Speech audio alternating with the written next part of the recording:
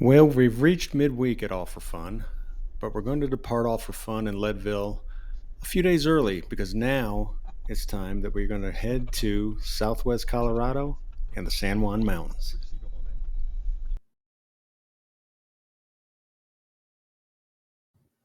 Our destination is Ouray, and we're going to make a day out of it for sure. From Leadville, we're going to head down to Lake City and the eastern trailhead of Engineer Pass.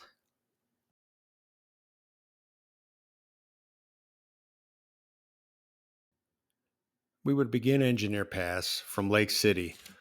After descending the summit, we'd pick up California Pass, then Hurricane Pass, and then jump off on Corkscrew Gulch.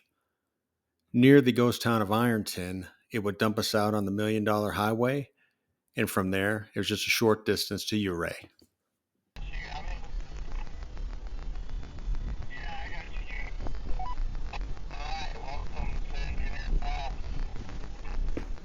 Engineer Pass composes a big part of the iconic Alpine Loop, and when you run the trail from this direction, the first several miles are really nothing more than a graded dirt road. But there's a lot of mining history as it runs parallel to Henson Creek through the late 19th century mining areas of Hardtack and Ute Ulay. Engineer Pass, and really the entire Alpine Loop, is very popular. And in the summertime, you'll see a lot of Jeeps, side by sides, and dirt bikes. Well, today's a Wednesday, and yet it is still very crowded in spots. So, one, two, three Jeeps and a quad. Two quads. Just gonna go into spam mode here.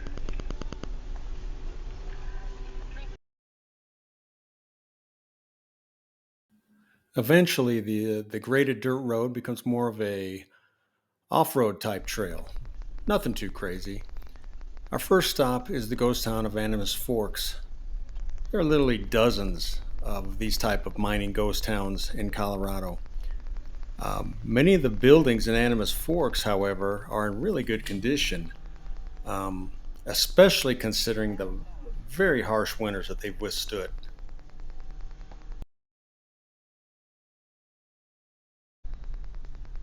On the outskirts of Animas Forks sits the ruins of the Frisco Bagley Ore Mill. The Frisco Mill is a spectacular sight for sure, but what makes this structure stand out from other ruins in the area is that it's the only structure that was built entirely from prefab construction, which was uncommon back in the day. Every piece was pre-cut and pre-fit down in Silverton, which is about 15-20 miles away.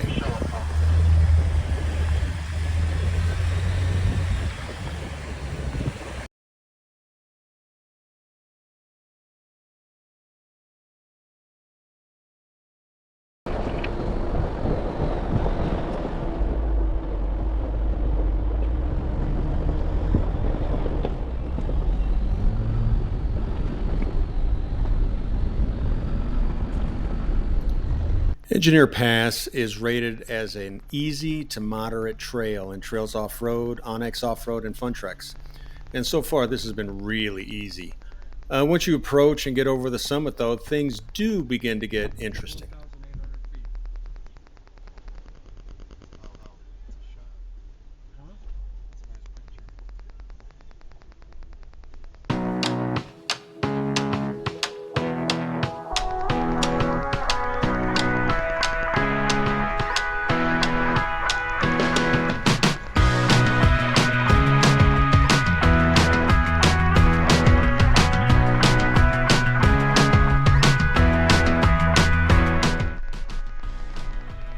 The Alpine Loop holds an extensive network of trails.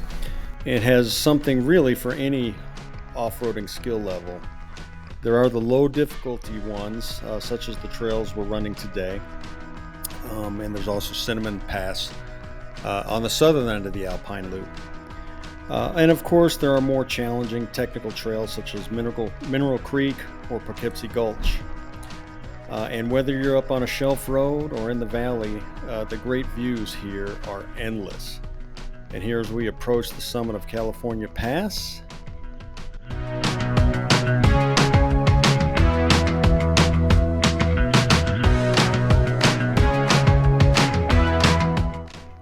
So we're going to be here until Friday, and we really have an ambitious plan.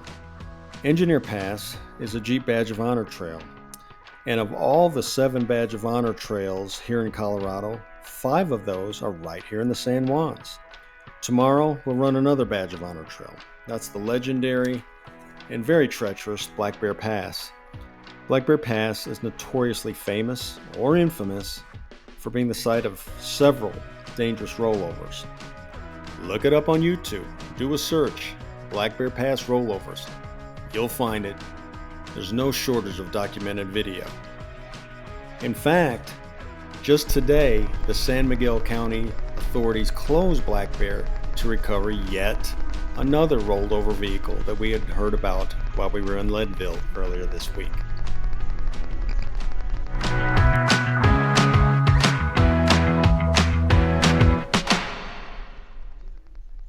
Hurricane Pass was our final stop before we stopped to air up after the winter gate, and then we hit the $1 Million Highway to take us to Ouray.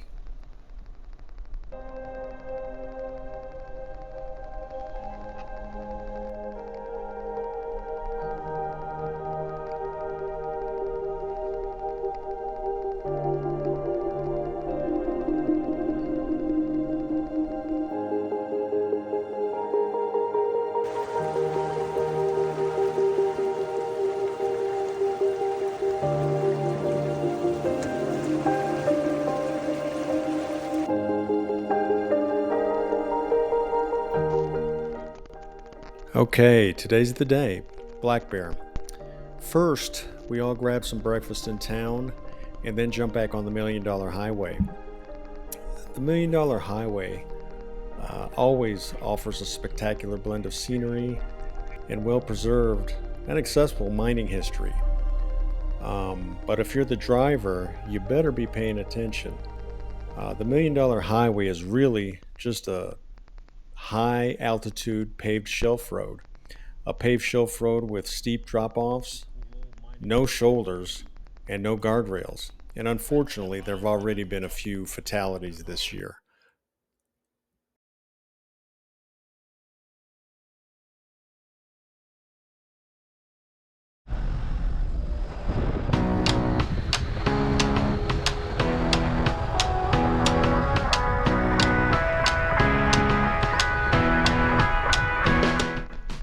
The plan for today was to complete the trail, and then the group would stop for lunch and Telluride.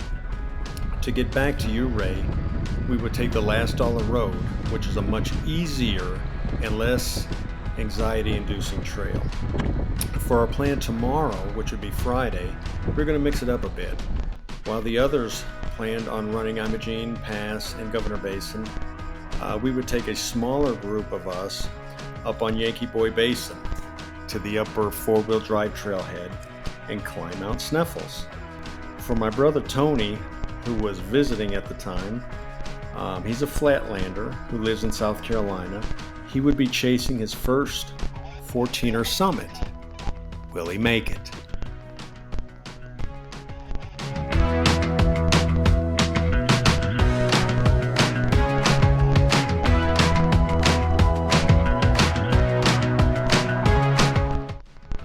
I've seen enough videos and read all the trail summaries to understand that Black Bear Pass is not a trail that I would ever want to run alone.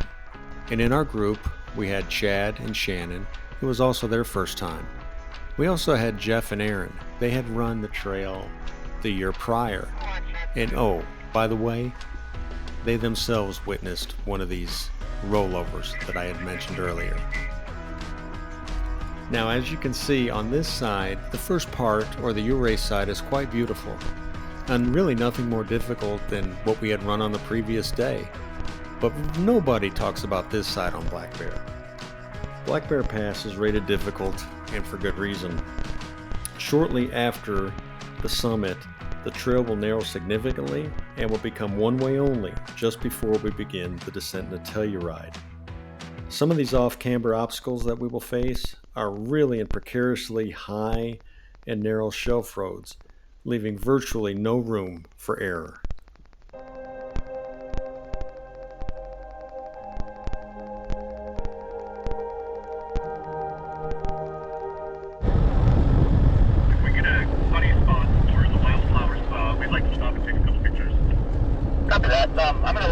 tell me when you find what you want, and then I'll stop.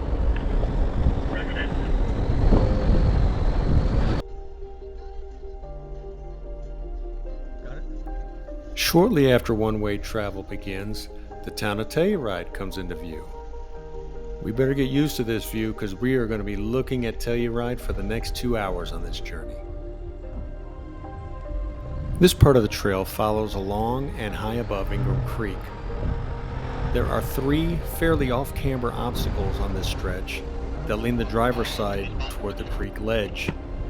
We have to be careful here because these obstacles are where the majority of rollovers occur. Now we make it over the tippy spot number 1 with relative ease. Although as we approach tippy spot number 2, something caught our eye, and then all of a sudden it made us stop dead in our tracks. The rollover from nearly 1 week earlier was still there. It had not been recovered.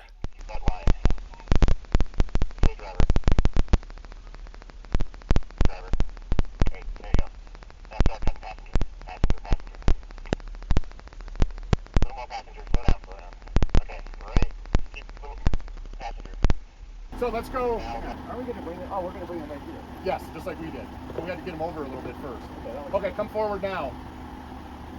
I'll let you take over from here, Jeff. A little bit more driving. That's exactly where you hit. Nope, keep going. Keep going. That's where it feels weird right there, but you gotta. A little bit more.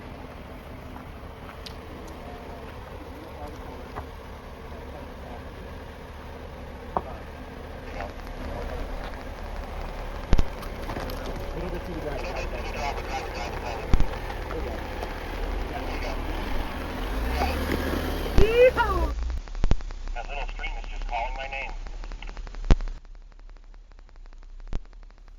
Yeah, I'm not gonna lie, seeing the broken Cherokee with its crushed roof rack and a broken axle laying on a rock was very unsettling. But I had to get over that one quickly because next up was another white knuckle obstacle, the steps.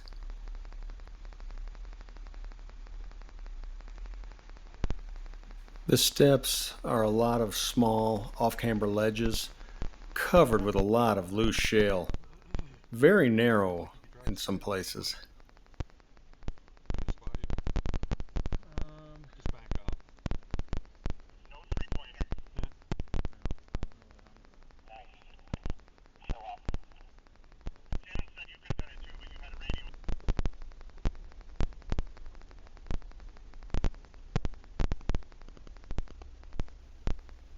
During this stretch, we pass Ingram Falls and the old Black Bear Mine, and we come to the precise spot where Jeff witnessed a Tacoma rollover just last year. I didn't think this spot was too bad at all, and it certainly wasn't as bad as the stuff we had just driven through, but it was pretty clear to see how the Tacoma had rolled over. Video doesn't show this well, but there's a small washout on the cliff edge, and I feel that the Tacoma driver wanted to steer clear of that washout and turn to the left slightly. But there's a decent sized ledge to the left there, and in turning to the high side, the vehicle leaned too hard to the right, and that's how it rolled. There's no room for error on Black Bear.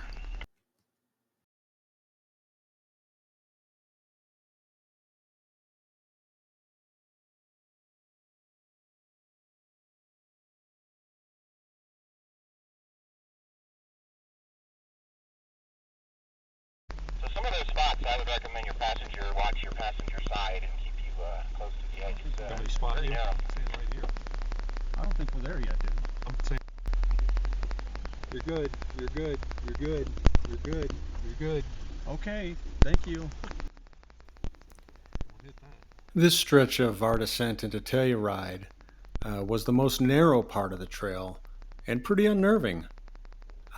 As I focused on what was ahead of me and made sure the cliff didn't take off my mirror, Tony looked out the passenger side to make sure that my passenger wheels stayed on the trail.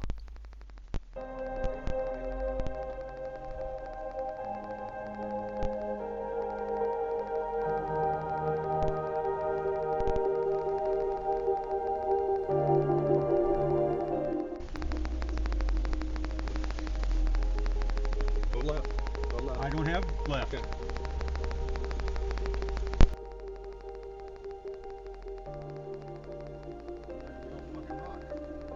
And stop up here and walk up to where you guys are to make sure you don't need anything.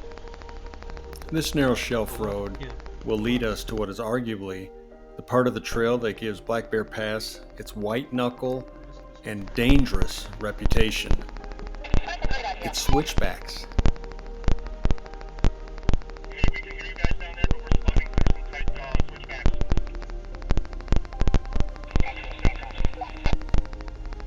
Hey, look good, Joe. Just keep going straight. Passenger. Because we're now be backed up. Keep coming. You got about 6 feet. Oh. Keep coming. Nice and slow. Keep coming. More. Another split in half. You got a rock. Just give a little bit of gas. Keep coming. That's good right there. Hard. Passenger. Hard passer. All the way, passenger. There you go. Black Bear Pass has a lot, and I mean a lot, of switchbacks. Well, let me straighten it up. This first one is called the Switchback of Legend because it is extremely tight, and beyond where Tony is standing, it's roughly an 1,100-foot drop-off. Yeah, they're really tight here, and yeah, they're really narrow, but the switchbacks on Black Bear weren't that bad. This one looks worse than the first one, actually.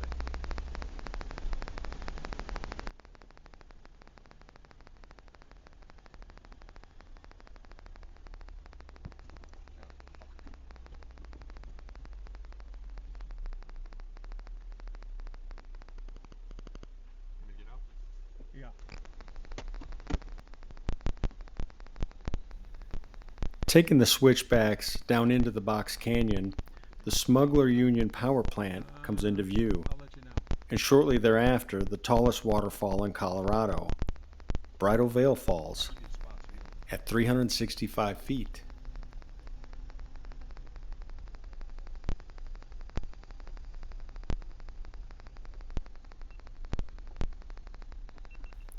From this point, two-way traffic will begin again about halfway down the switchbacks, and finally, pavement as we drop into the fantastic mountain town of Telluride. It's time for lunch and to celebrate a safe and successful run of Black Bear Pass today.